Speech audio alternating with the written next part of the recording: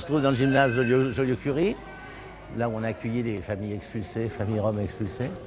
Donc là, je viens à l'entrée à gauche, là, il y a les toilettes hommes, toilettes femmes de l'autre côté. Là, au fond, on se dirige vers les micro-ondes. Là. Et au-dessus, donc, il y a des douches chaudes que les gens peuvent prendre des douches. On a amené quelques tables, des chaises, voilà. C'est une situation qui n'est pas satisfaisante pour nous non plus. Parce que de voir des gens dans une situation de précarité comme ça, c'est révulsant. Le seul avantage, effectivement, pour eux, c'est d'être à l'abri, d'être en sécurité, et pouvoir, au niveau de l'hygiène, etc., d'avoir des conditions un peu meilleures.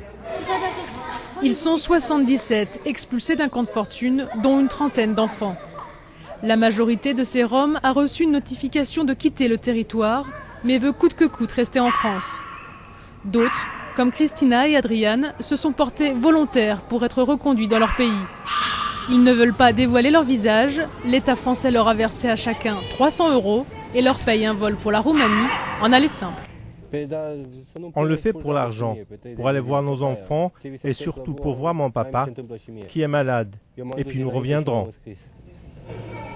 Ils reviendront car ils en ont le droit. La Roumanie est un pays membre de l'Union européenne et de fait, ce sont des résidents européens.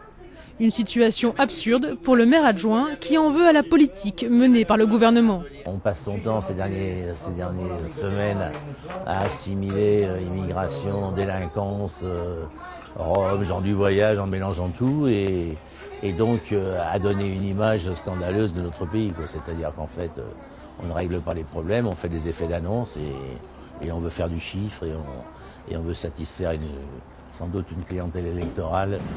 Les premiers avions de reconduite au pays décollent dès jeudi. Au final, ce sont 700 Roms en situation irrégulière que la France rapatrie.